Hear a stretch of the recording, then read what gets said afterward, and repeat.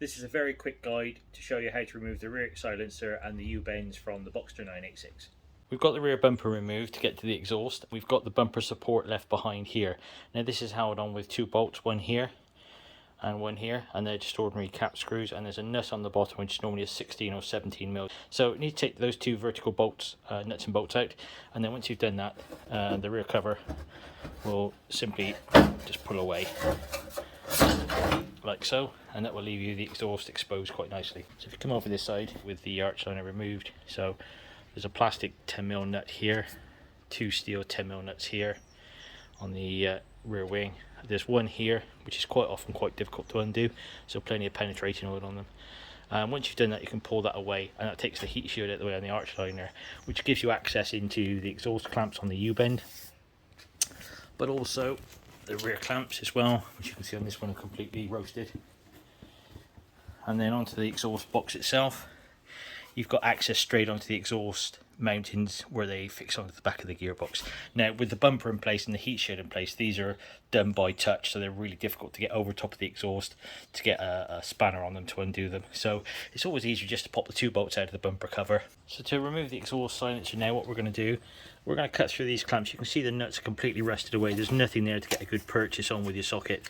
So what we're going to do, we're just going to cut through with the disc cutter. We're going to cut the bolts off, cut the heads off them, and then this is a sleeve here, this section.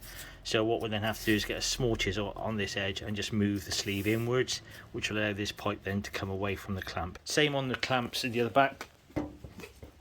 You can see that these are already so badly corroded, we've got nothing there to work with. So what we're going to do again, just with a disc cutter, we're just going to cut through, and we're going to cut the bolts off and just throw the clamps away. So once we've done that, we're going to loosen those joints off now by cutting them off with the disc cutter, leaving the two bolts in the top to hold the silencer in place, because it is quite heavy. As you can see, it's quite a monster. And once we've done that, then we can undo these two bolts and then lift the silencer down out of the way. So we've removed all the fittings from the U-bends. The final bolts here we've got underneath. Now normally these have a nut on top which is fixed with a little locking plate, but I think these have been replaced. They're not the original bolts, so it means we'll have to put a spanner in from behind just to go on top of the nuts here, the bolts, sorry, while we undo the nuts from the bottom, and that just holds the fixing bracket which fixes onto the cats. Normally, quite often they're not fitted or not connected up.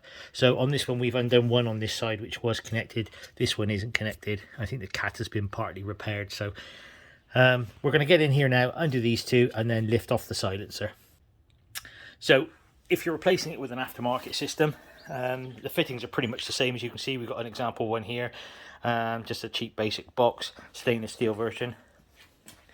You'll see it doesn't have these support brackets for the cat, but it's a lot lighter. The system is actually a lot lighter and a lot less weighty there to be supported. And refitting either system is just a reverse of the process we've just been through.